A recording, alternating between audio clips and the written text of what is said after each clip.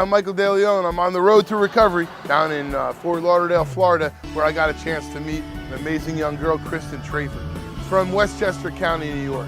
And she's really doing amazing things, sharing her story, helping other people find their path to recovery. She's working and running an alumni program with David over at Banyan Treatment Center. They're really doing amazing things in treatment and continuum of care, and they're helping people find their journey of recovery. Hello, my name is Kristen, and I am an addict and an alcoholic. And I was born and raised in Westchester County, New York. I have 2 years sober. I just got 2 years on the 29th of December.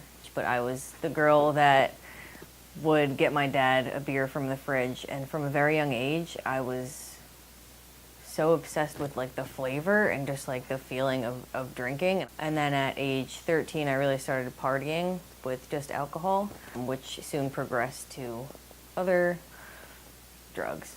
I was actually a cheerleader throughout middle school and high school, and there came a time at about age 15, and I would say kind of at a crossroads of being the good girl cheerleader to wanting to basically do drugs every day. Like that's kind of where my life came to.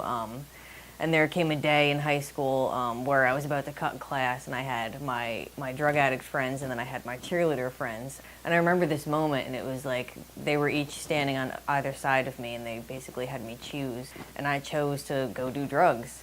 By senior year of high school, it was a daily heroin habit. I will say that I went to rehab when I first came to Florida, which was at like after the peak of my addiction, 82 pounds. Nothing to my name at all. I had nothing. Just completely broken inside and just spiritually bankrupt completely. I got arrested for the third and last time, and I basically like kind of begged my lawyer to court mandate me to treatment, and he was like, no, we really don't have to do that. But I wanted that. Like I just wanted to like get out of what I was doing, whether it was like by the law or just by my own choice. And I didn't have to get court mandated to treatment, but right after my court date, I flew down here and went to treatment because I saw exactly where it was going, and it was going to lead to death or prison. I thought if I wasn't physically addicted any longer that it wouldn't be a problem and I would just get my life together and it would be cool. But that was not the case. I went to treatment for about 3.5 months, got out, went to a halfway house, took all the suggestions other than getting a sponsor and working a 12-step program till this time when I hit more of an internal bottom rather than a physical bottom that I was at when I first came down here. And at that point, I just kind of threw up my hands and I was willing to do whatever anyone told me to do because I didn't know how to live my life anymore and I could not keep a needle out of my arm. And I was always that, star rehab client, I'll do whatever you tell me to do, I won't talk in group or mess around. But then when it came to leaving treatment and taking action, I did not do that at all. It's just been the most incredible 2 years of my life. Not that my life is perfect or that I have everything materialistic in the world that I would like, but the internal peace that I have today, the women in my life that I have today, this job that I have an amazing boss, amazing coworkers. Like I'm honest, I'm dependable, I show up when I say I'm going to. I can be a good friend, and I have amazing friends that don't expect anything other from me than to just be a friend and for my presence.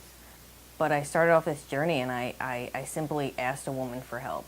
I didn't know how to live my life or be successful in anything that I did, let alone not get high every day. So really the beginning for that was just simply asking another woman for help. And that woman took me through the 12 steps and placed my hand in God's and completely changed my life. I didn't notice it so much as other people noticed it. People that saw me when I was using and when I was sick and relapsing saw that change in me that I didn't so much see in myself, and other people noticing that was amazing. And just living a life of not completely being selfish, like caring about other people and not myself the most anymore. I mean, I'm thinking about going back to school and getting a degree. Man, I can't even tell you where my life will be 4 years from now. But I know as long as I stay on this path, that it's just going to be nothing but great things. And I'm excited for my future today. I mean, I used to just want to die. I thought that was like the only way out. And now I'm like excited for life, I'm happy to be here. Who knows? Maybe I'll get married. I don't know. Maybe I'll have kids. Maybe I'll own Banyan. I mean, who knows? We'll see. I mean, I would have nothing if it wasn't for recovery and the 12 steps and the women and men in this program. I would have nothing. Yeah, I mean, like I said, I have the most amazing boss. I really couldn't ask for a better job. Like the people that I work here with, this team, it's just incredible, and I'm really blessed to be a part of this whole experience and everything that Banyan is doing. Thanks for joining us on the road to recovery. I'm so glad I was able to share Kristen's story with you. I hope she's inspired you as she's inspired me. Stories of recovery are important. The conversation of recovery is important. Alumni of a treatment center is invaluably important. I'm so appreciative of your time and joining us every week on the road to recovery. We'll see you on the next episode. I'm Michael De Leon.